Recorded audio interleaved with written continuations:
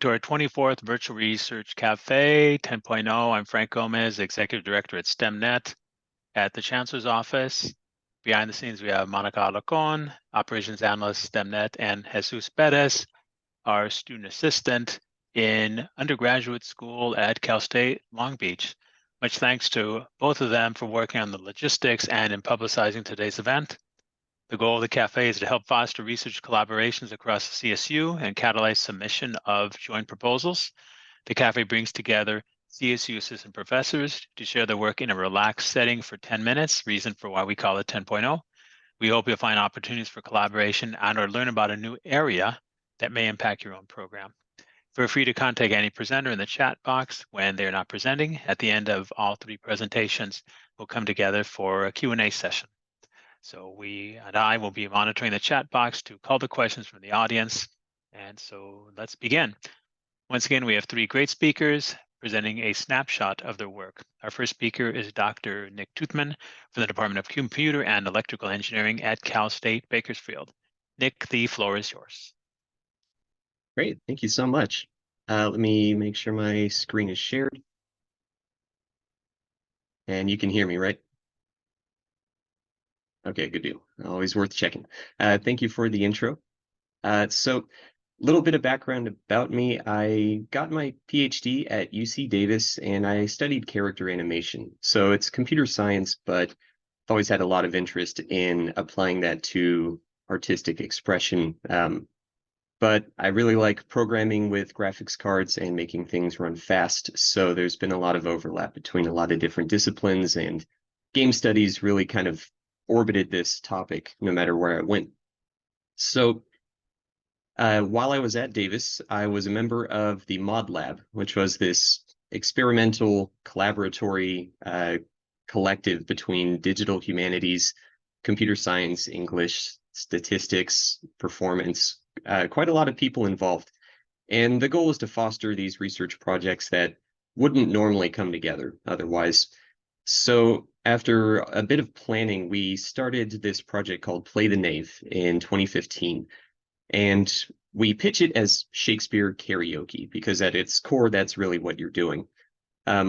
We presented a demo to this at the Stratford Shakespeare Festival in the summer festival in Stratford, Ontario, Canada. It was a big deal because it's a very traditional theater, and they are making a stride to embrace new technology and invite new people into their audience. So before you go in for a 2.5-hour play, you get to try a 2.5-minute scene from the play yourself with up to 4 people. We built this using the Unity engine and Microsoft Connect for our motion capture. And a little video of how that looks. Many a nobleman lies stark and stiff under the hooves of vaunting enemies. I prithee, lend me thy sword. So I'll speak over this just a bit. This is a 2-player scene. We do our best to feed the lines to the players and give them adequate time to perform it. All of the motion capture is coming from this Connect, and as you can see, it's very noisy. The data we get often turns into these kind of surprising and amusing glitches, but as it turns out, a lot of audience members really like it because it sort of takes some of the pressure off of performing Shakespeare, speaking words you normally wouldn't pronounce or see in everyday life, and it kind of gives you this connection with a bit of distance. So you're seeing a mirrored version of your own emotion in front of you, and because of this structure, it's got a few design concerns that we worked around, but ultimately had to make some, choices on how things would fit. But it was meant to be a collaborative research project between the Mod Lab members, intended for collaborative performances between the audience watching the performers and usually laughing or cheering or suggesting, the players themselves trying to figure out how much space they can occupy without disrupting each other's movement and disrupting the motion capture.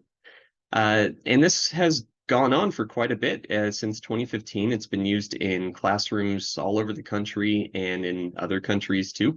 It's been used in art installations and exhibits. It's been used to teach modules on breaking down social expectations, and it's really had a lot of interesting use.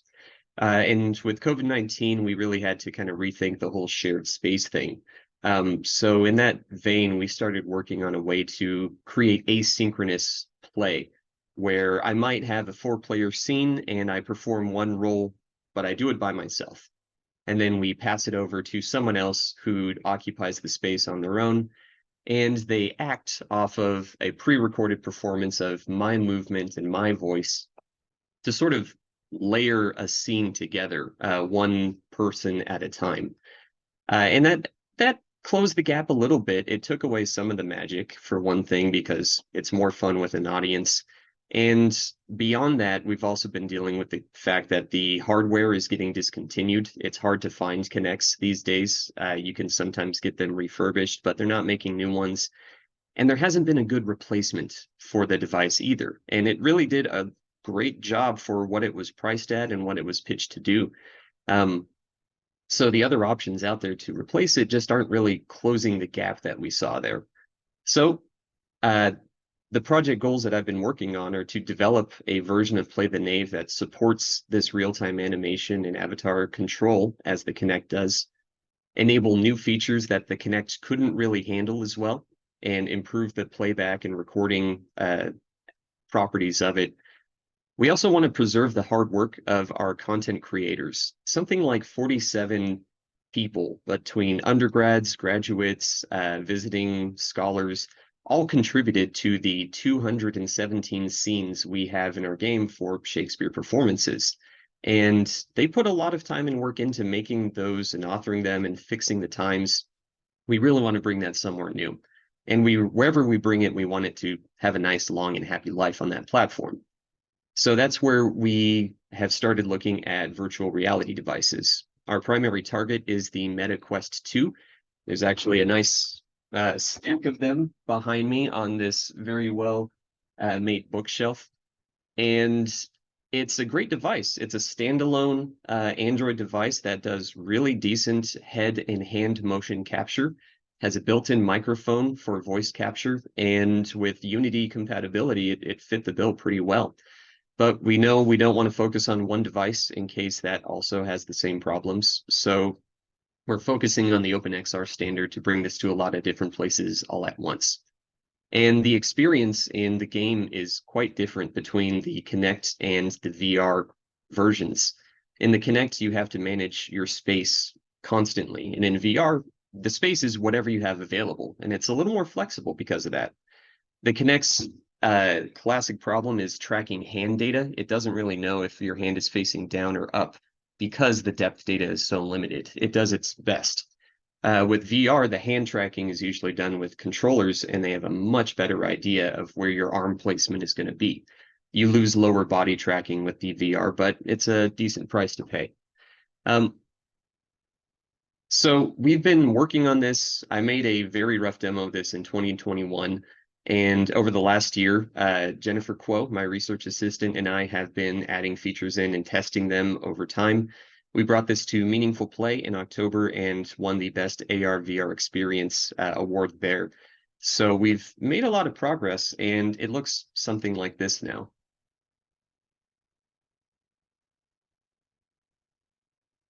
Zoom ahead. This is a pre-recording. Whither wilt thou lead me? Speak, I'll go no further. I'm not the best actor, as you can hear. I will. My hour is almost come, when I to sulphurous and tormenting flames must render up myself. Yes. So the Alas, quality of the motion capture is certainly beyond what we could do with the Kinect. The head data is especially nice. The hand movement is pretty good too. But it's not just about Shakespeare. That's what we have as our existing data set, so we're certainly going to support it. We allow, and in the old version as well, we allow people to make their own scripts. You can take scenes from a sitcom and collate them with the timings to perform it yourself. You can actually run karaoke with music if you want to.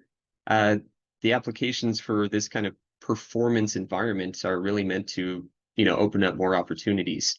If you need to rehearse a scene or practice memorization of lines, it's great for that kind of thing. If you want to practice learning another language, you can have cues and get interactions with a pre-recorded kind of safe to make mistakes environment as you're learning. And it's a really nice platform for low budget motion capture.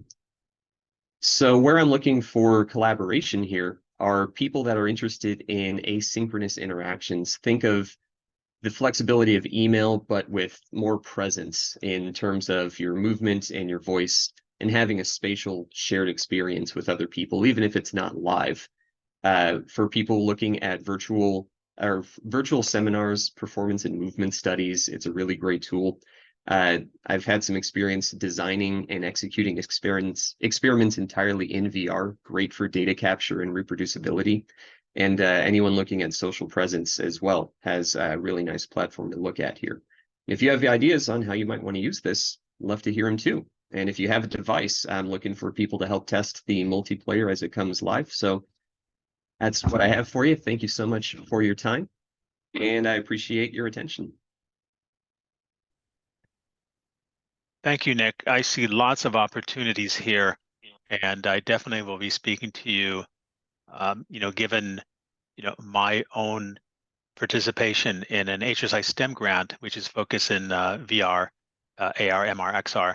So, let's chat after, but certainly I'm sure we'll have some questions going forward. All of the R's, we can't decide what to call them. Yeah, in the Q&A. Sure. So our next speaker is Archana Anand from SF State, from the Department of Biology. Floor is yours.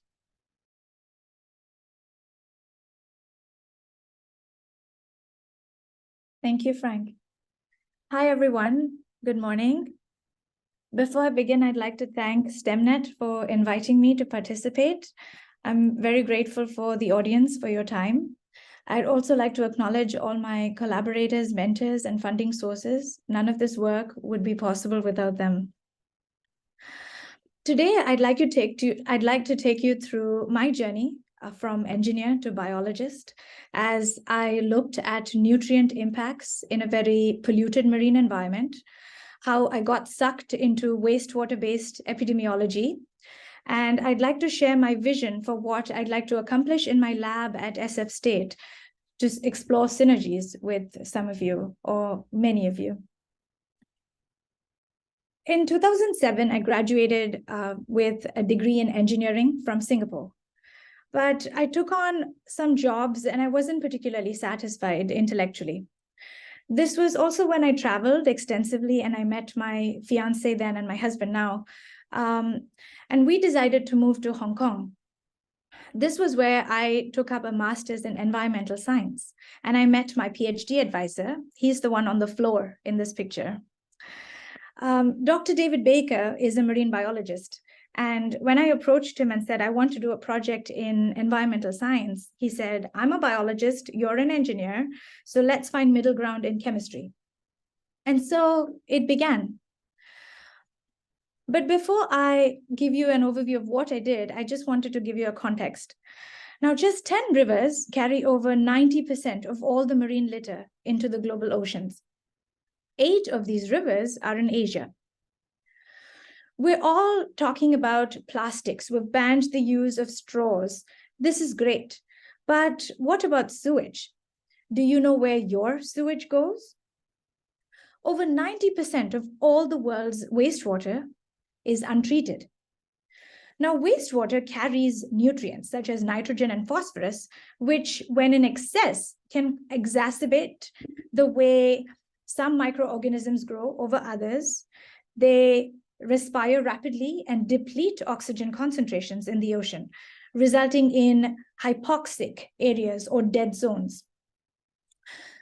This is not new to Hong Kong, which has a population density of over 7,000 people per square kilometer of land. Think about this in contrast with, say, Iceland, which has a population density of 3 people per square kilometer of land. But Hong Kong is unique because it still is rich in marine life. It has many more corals than you can find, hard corals, than you can find in the Caribbean. So I began the glamorous task of looking at wastewater all over Hong Kong.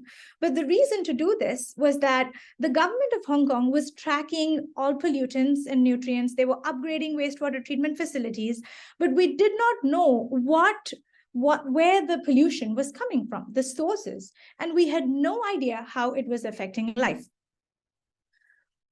So this was where I came in, because I brought in some quantitative skills and I was entering the field from a chemistry standpoint.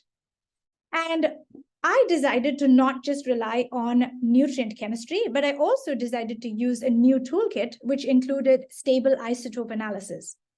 Now, concentration can only tell you how much of something is present. It cannot tell you where it's coming from. Stable isotopes can only tell you where something is coming from, and they cannot tell you how much of something is present. So I decided to use both these tools together. And what I found was that Hong Kong's seawater, the delta 15N value, stable isotope of nitrogen, closely resembled that of treated sewage. Now, this was very interesting, and it did result in several other studies. But I'd like to now make a segue and share what that means for us here at SF State and within the CSUs. I have an interest in setting up an EA-IRMS core facility for the CSUs to use that for both teaching as well as research. And if this is something that you would be potentially interested in exploring, or if you already have significant experience in, do get in touch with me, and I'd love to talk to you more about that. Now, coming back to science, this was also when I had my first baby. This is Advik, he's 6 years old. And I had now kind of earned my rite of passage to look at marine life, or so I thought. But then, so I wanted to look at what lived in the environment, but I needed a skill, and it was scuba diving. So that I spent a considerable amount of time, which was also some of the best months of my life, learning how to scuba dive in a very, very challenging environment to dive in. And subsequently after that, I began to use some standardized sampling methodologies, one of which is what you see here. It's called the Ocean ARMS. ARMS stands for Autonomous Reef Monitoring Structures. Essentially, they are mini ocean hotels. And what they do is we deploy them by scuba on the seafloor for 1 to 2 years, after which we collect and look at everything that has colonized the plates using photography as well as their DNA signatures. And the idea was to look at things that are unknown, unnamed, or invisible to the naked eye, which is what occupies about 60 to 70% of life in the ocean even today. And we were surprised to see, all you need to focus on is the big teal line that you see here. We were surprised to see the richness in the taxa we found when we compared them to other relatively pristine sites around the world. And this is exactly what I'm hoping to do here in San Francisco Bay as well. I didn't think this could have happened because Hong Kong is already very eutrophic and polluted, but San Francisco Bay is apparently the most invaded bay in the world. So if I had to choose a place to land, it couldn't have been more perfect than what just happened. But I'd like to just highlight that this project also provided plenty of scope for community engagement. We worked with school students, middle school, high school, as well as university students. And what they did was they helped in processing the different arm plates. And this is what a plate looks like. They're very beautiful. We would help them identify the different taxa, and they would also fine sort and coarse sort to different organisms. So it was part of their curriculum as well, and it was a very interesting exercise. We also had a lot of non-native speakers walk in, and non-native English speakers walk in and talk to us about what we were finding. So it was a very good piece of community engagement. That's why I wanted to highlight that. Moving on here at SF State, I would also like to, and of course, look for synergies with others within the CSUs to look at different nutrient impacts from the source to the sink. What you see here is the Oceanside Treatment Facility, and I've been working with them they have given me permission to get some samples. And I ideally would like to identify discharge outfalls and then along a transect, look at microbial biodiversity and the health of the ecosystem. So that is what you see here in this video. What I'm doing is deploying tea bags. This is with me and my guide buddy Thane on the right. We are burying tea bags in the seafloor to look at the rate of decomposition, as well as we want to quantify how much carbon can be stored or sequestered in that site. And the tea leaves essentially serve as a perfect mechanism because they are essentially representing organic matter that we want to quantify the decomposition. And another thing that I worked on was using this simple assay called a squid pop. What it refers to is you see a dried piece of squid that is attached to a metal rod and serves as bait for fish. And the extent to which the fish consume the bait serves as is directly correlated with the intensity of predation in that site. So these are very simple tools that were cheap. Students could use them and we could quantify important measures within an ecosystem. And this is also something that I'm hoping to bring here and work out of EOS, which is the Estuarine and Ocean Science Center, also at SF State. I'm hoping to work there to engage students and characterize something similar there. Now, this was also when I had my second baby. This is Adit. He is a pandemic baby, which is why he has a onesie that says, "My parents did not practice social distancing." And the last thing that I wanted to talk about was wastewater-based epidemiology. I'm not sure if any of you recognize who this is. This is Jon Snow, not from the Game of Thrones. He is an English physician, and he was the one who actually helped trace how cholera was transmitted in London in the 1800s. And that made a perfect segue to what we used it for extensively during the pandemic. This was in 2020 all the way to 2022 during my postdocs at Stanford and at Columbia, where I was engaged with looking at SARS-CoV-2, the virus that causes COVID-19, in wastewater, not just in campuses, but also in the wastewater treatment plant itself. And that's what you see here in terms of the installation of the water sampler. And we looked at some mutations and associated that with infectivity and transmissibility. So to that end, here at SF State, I have been working with the facilities team. I have pictures here. We've been popping open several manholes to look at optimal sites to set up a campus wastewater surveillance effort. And I'm hoping to make connections with some of you here as well, if you're interested in doing something similar in other CSUs. I have a little dog now. And with that, I would like to end my seminar. Please feel free to reach out to me if there are other things that you'd like to talk about. I'm happy to take any questions. Thank you. Thank you, Archana. Very, very, very interesting that you do work in this area. Very interdisciplinary, very, very intriguing. I'm sure there'll be lots of questions. Our next speaker is Taylor Thane from just around the corner from me here, actually about 20 miles away. Cal Poly Pomona from the Department of Chemistry. Taylor.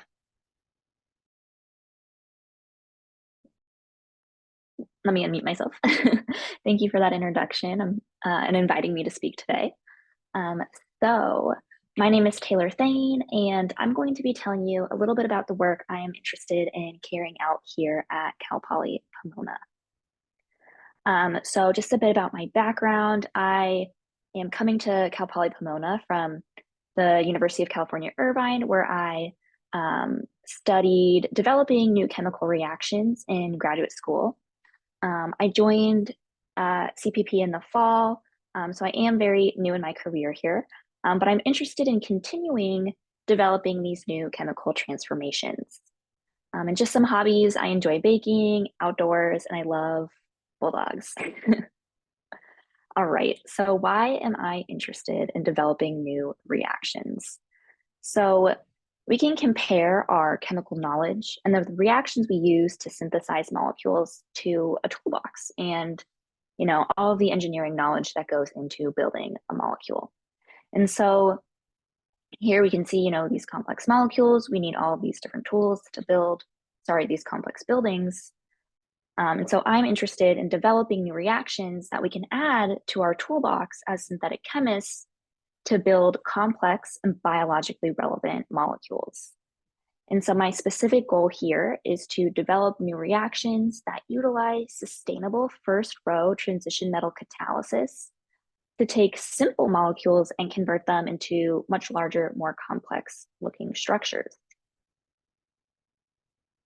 So transition metal catalysis has made a really big impact in the field of organic chemistry, especially as, we need to synthesize these complex drugs and other, related molecules like pesticides.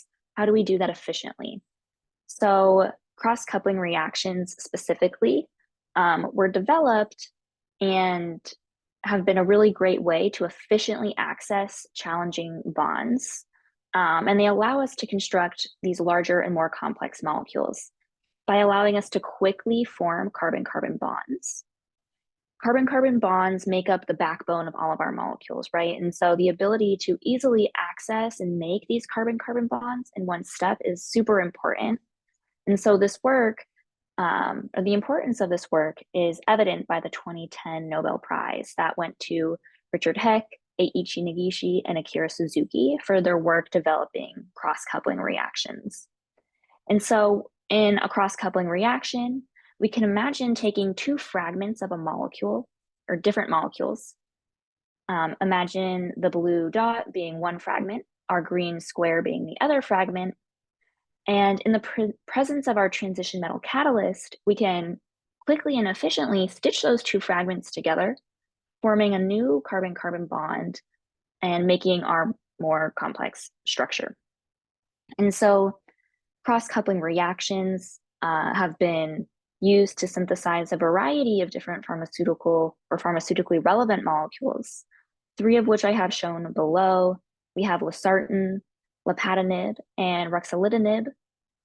All of these molecules have bonds highlighted in yellow, and these bonds were the bonds that were formed by cross-coupling reactions. And so here we can see that these are larger, more complex molecules, and we can imagine cutting this molecule in half. And so those would come from the two halves of the molecule being stitched together. So in the pharmaceutical industry, medicinal chemists or med chemists, their goal is to take different reactions to synthesize molecules and test them for biological activity to see if they will be, useful compounds or drug candidates. And so what this graph shows is a variety of reactions. I think there's about 15 here that are used frequently in medicinal chemistry to synthesize these molecules. And it's comparing molecules from 2015-ish to the 1980s. And so we can see here that the Suzuki-Miyara coupling, Sonogashira coupling, and this Buchwald-Hartwig coupling, while these reactions were not widely used in the 1980s because they weren't very well known, now are in this top set of reactions that are used for synthesizing more complex molecules in medchem and pharma. And so I'm interested in developing nickel catalysis. Palladium catalysis and palladium metal has been really well known and is really well understood for these cross-coupling reactions. And so here you can see I'm comparing nickel to a screwdriver, palladium to a hammer, which I'll talk a little bit more about in a minute.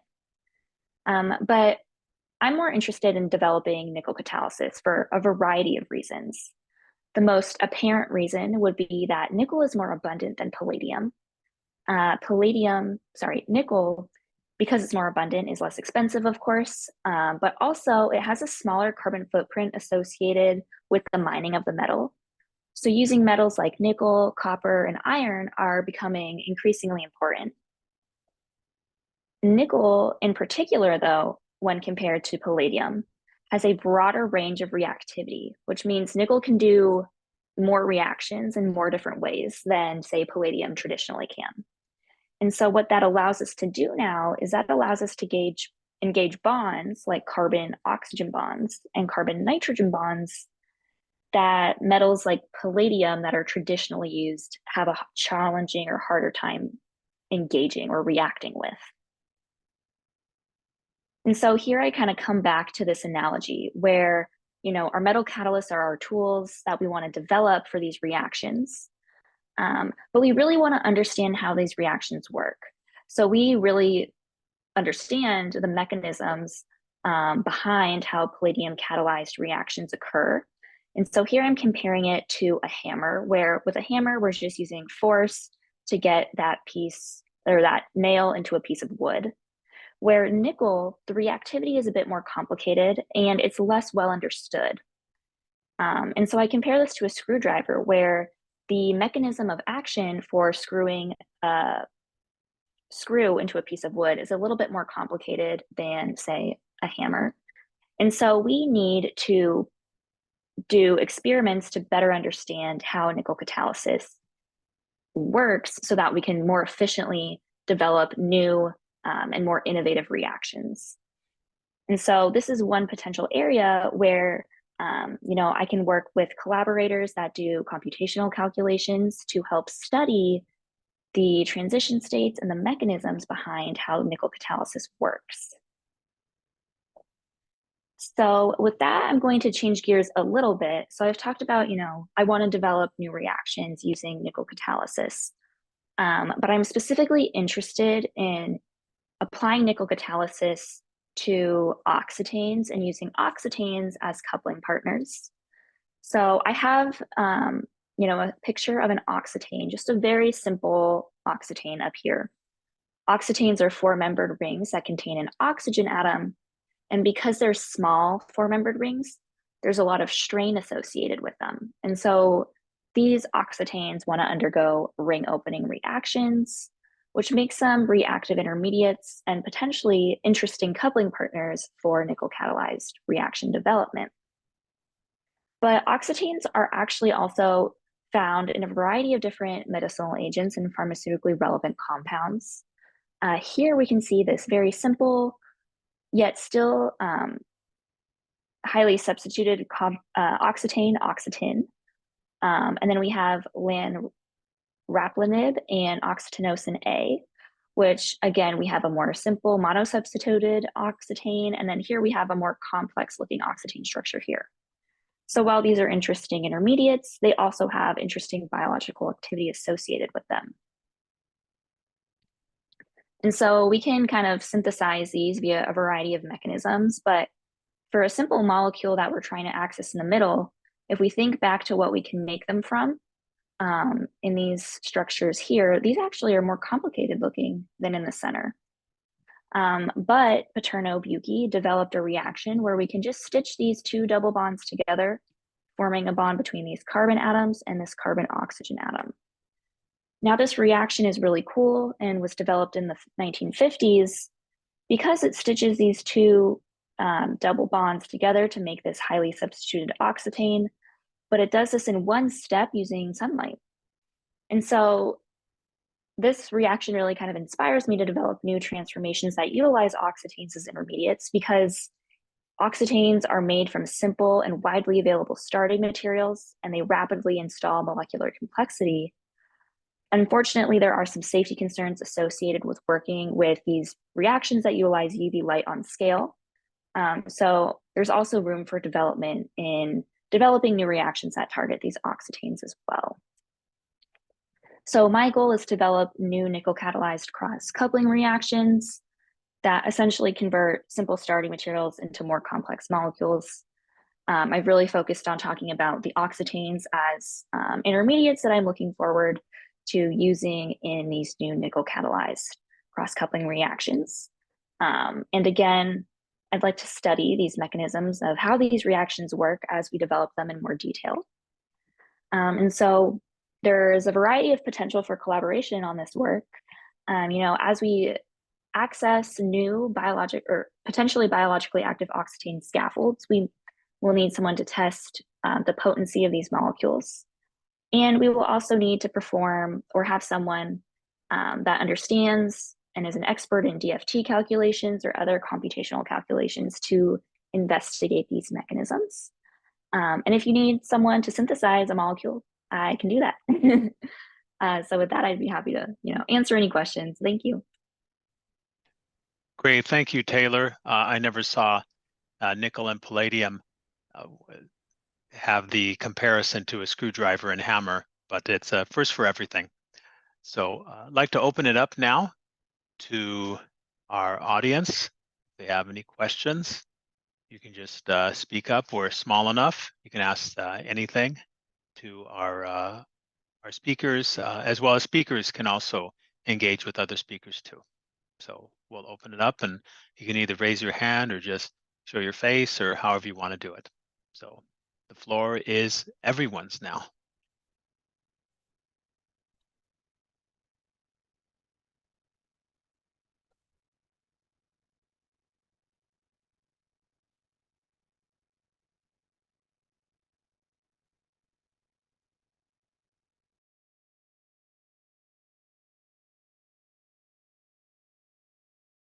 Yes, Khalil.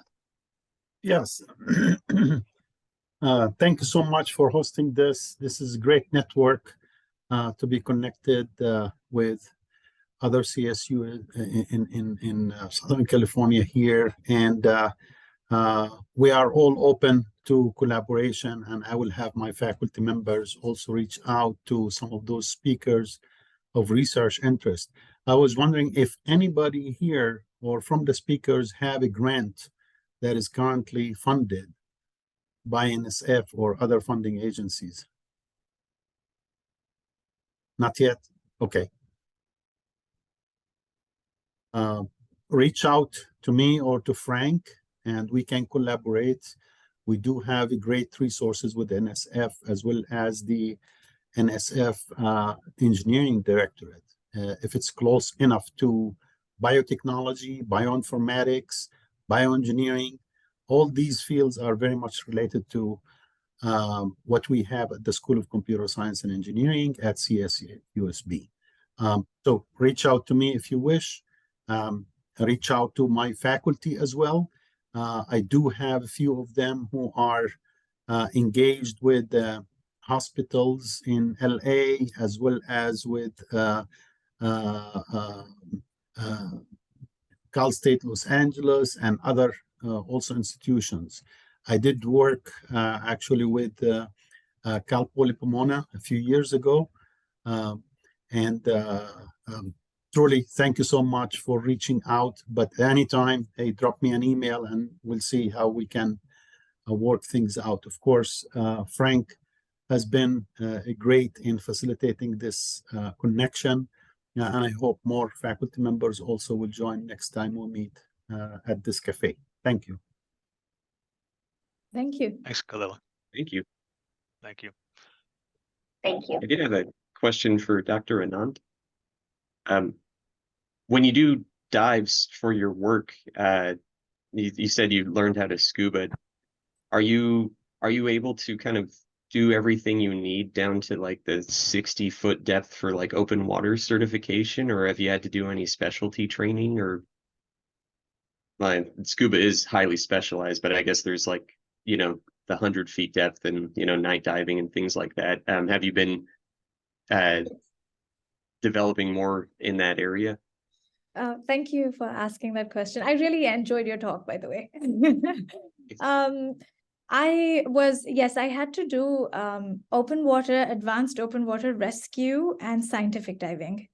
That's really cool. And I had to do all those certifications to make sure that I could do the work that I had to do. But I did not, the work that I'm doing is not very deep. So most of it is within 10 meters. Okay. In fact, in Hong Kong, it's actually even shallow, 5 to 8 feet, but the visibility is really bad. So you would hardly be able to see your hand. And, we would have to do work with a hammer and a chisel or something and get scraps of coral that we could use as samples. So yeah, thank you. The shallow dives are nice because you can stay down for longer and you don't have as much normalizing to go back up. So that's nice. Exactly. Yeah. Yeah.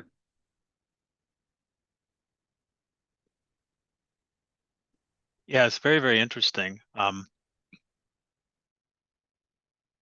Yeah, I like the little, what did you call them? Little hotels or something Oh yeah, underneath? mini ocean hotels.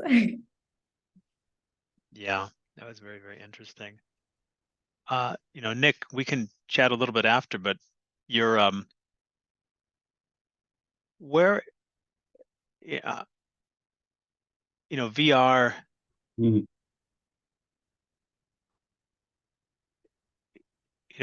I know the people I work with, use Oculus Rift Sure. as, their source of VR equipment.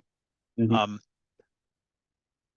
so where do you think, and I know what your sphere is right now because you gave some really nice little movies there. Where do you think, I'm always interested in the research questions. Yeah. What is it that you're trying, people are not going to give you money because, the technology looks really neat. Right. And this Right. goes with anybody, but Mhm. what are you trying to solve? What areas do you think have yet to be touched by Mhm. VR that you think what you're doing might fit into them?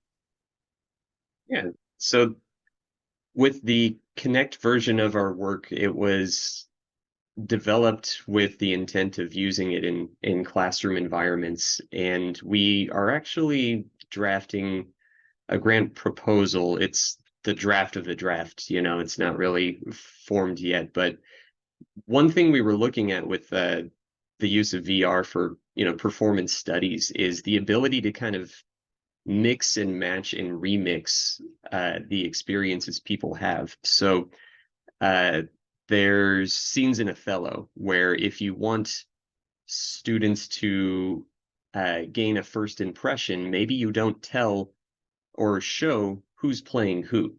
And with software like this, you can kind of hold back some of the information about the characters in a scene so that people make their own impressions based off of the text of the performance.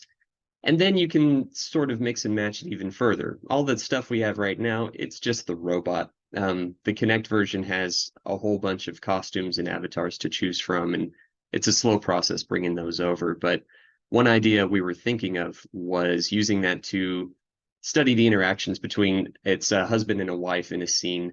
You don't know who is who because they're both generic avatars. So you gain all of your context from the text that they're performing.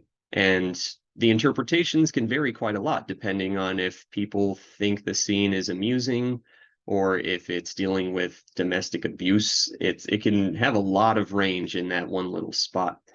So we were looking at ways to sort of introduce the themes of material without giving it all away at once and letting students kind of explore what that means to them to sort of meet them where they come from.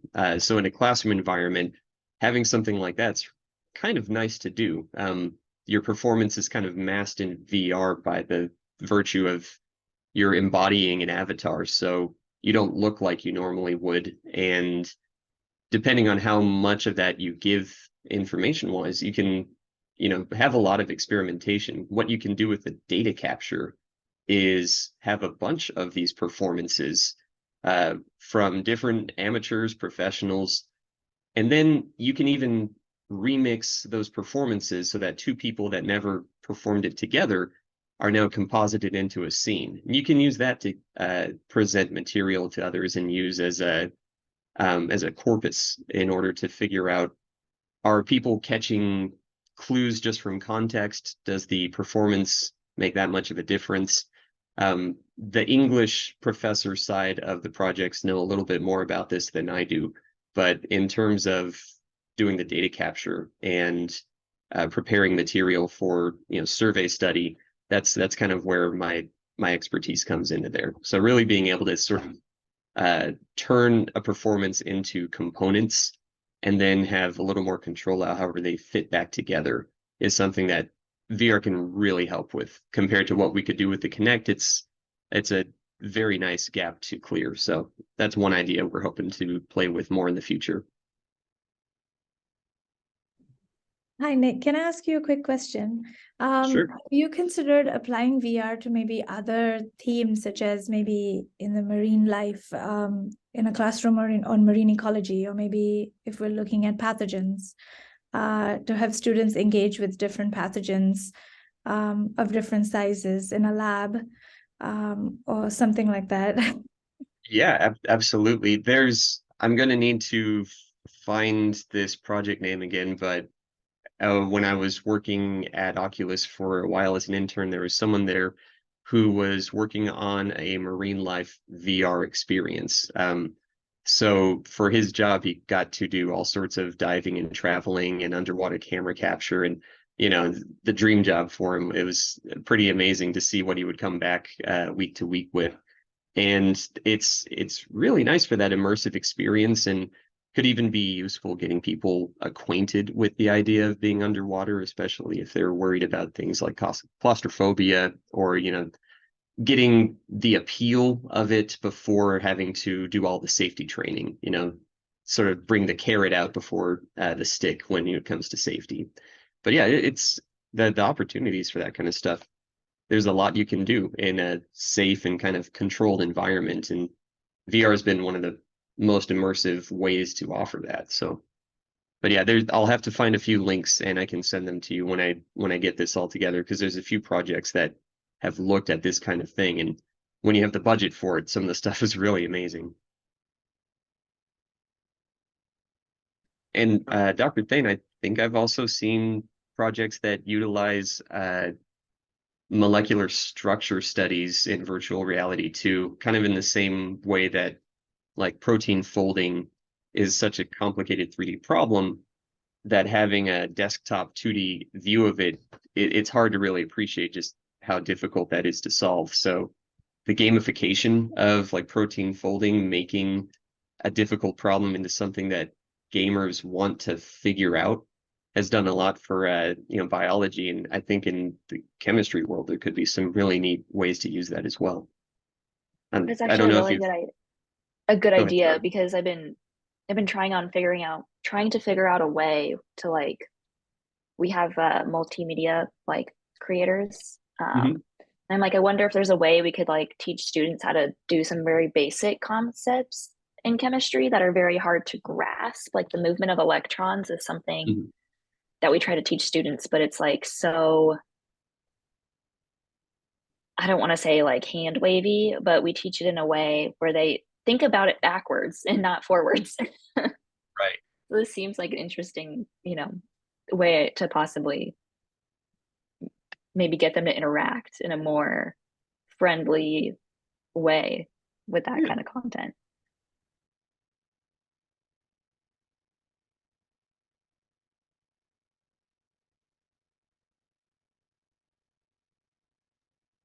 So I'm going to put something, this is just FYI.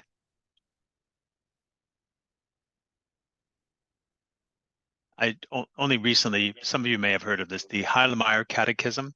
Pretty much it's somebody from DARPA who years ago, who's no longer with us.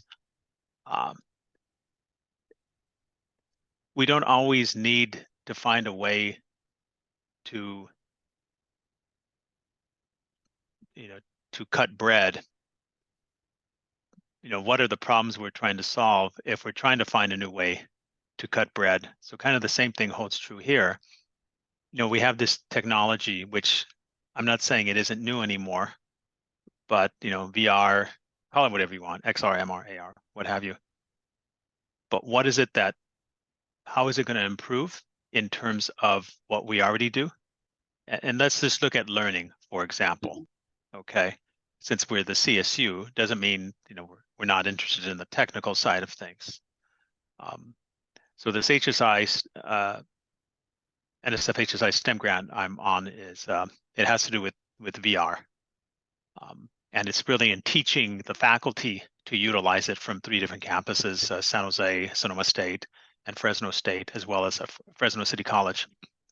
And it's for faculty that have some knowledge of VR and some technical skills. But it's and they're a mishmash of faculty from different disciplines. And so it's kind of like all of you, where you do have somebody who has a lot more background expertise in VR, and those who are interested in the technology and just are trying to find how it fits into their discipline. So there's a technical side of the equation here, and the ramp up in if one wants to create modules or whatever you want to call it for your disciplines. And then there's the content part in your disciplines. And then there's also, what is the educational foundations you want to do this work on? Okay. You just don't want to do it because it's fun, but you want to do it because what is the motivation for NSF, for example, to fund you? You have to look at it from the optics. So I always kind of, tell faculty if, they may have some really neat idea, but it's not a good idea if nobody wants to give you money to do it. Okay. But it might be a good idea. So I think the same thing holds here too. What is already out there? May it be in terms of the chemistry side of things, you're looking at kinetics, I'm an analytical chemist by training, but we used to do a lot of receptor ligand binding types of stuff. Okay. So you look at, how things bind, things like what have you. And then biology, there's certainly a lot of opportunities there in terms of, may it be in the sea, may it be in terms of antibiotics or whatever you want to do it on. Okay. But what is it that you're trying to teach? Are you looking at how to teach? And what are the outcomes you want to achieve from the students in terms of them staying interested in STEM? It's an identity, sense of belonging. So I'm kind of looking at it from that perspective. That look, we have this neat toy, need for better words. Let's just call it VR. But how might you want to apply it? Because I think there's a lot of opportunities in it. Just have to find ways to craft this new technology. And there's people that do have the expertise in the technology, and then there are those who have the expertise in the content part of it. And then you have those people in education that a lot of us here don't have that expertise in terms of the educational foundations on how students learn, why they learn, how better they can learn, and the teaching aspects of it too. So I always want people to kind of look at it from that perspective as, where do you want to go? Where do you see this? If you do look at this VR, and I'm just looking at it here because there's a small group of us right now, because this is how we got our rapid grant funded and the HSI STEM grant funded and other things funded, by bringing faculty together that are in different disciplines, but they're all faculty, and they're trying to use a technology, okay, and some sort of augmented technology in their courses. And yes, it will have spillover in terms of their research too. I mean, that's if they want that. So I kind of throw that out, maybe too long of a commentary from me, but just to give you some perspective, and if you have any comments. It's really helpful. Thank you for sharing that. It's nice to have something to help focus the intent when you do get lost in the excitement and the details, which has happened to me with this a lot. So thank you. Yeah, I think this is really useful too. Thank you for making this connection, Frank. And I think it's just sometimes you have it staring at you, but then you need someone to kind of like say these things, and then it puts things together. I also think there's a really good pull for using technology in any proposal, especially in the ocean itself. Even if there's like a microbiology component to it, if there's technology that is integrated with that, it's a big sell as well. So even personally for me, like I would really be excited to connect with you, Nick, after this call, to see if there's something that could be done perhaps sooner rather than later, or even as a long-term vision, to see how there could be small components that could be integrated into like mesocosm experiments or something that will be a potential avenue for student projects. Yeah.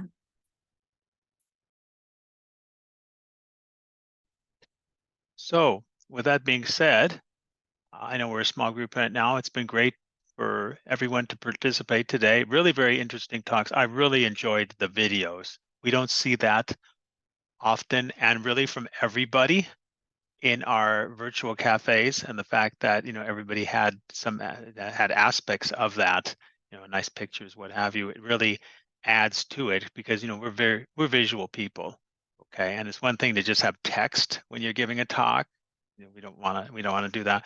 We actually like to see some movement and even the sound in the background. So, you know, it was just a slice of your work. I really appreciate that. And, you know, if there's any opportunities for collaboration going forward, you know, by all means, you can always, you know, reach out to me because we have connectors all across the CSU system. We've probably been on about 40 proposals over the past 3 years, and about half of them have been funded. NSF, Department of Education, Department of Defense, California Learning Lab, and we also have industry money too.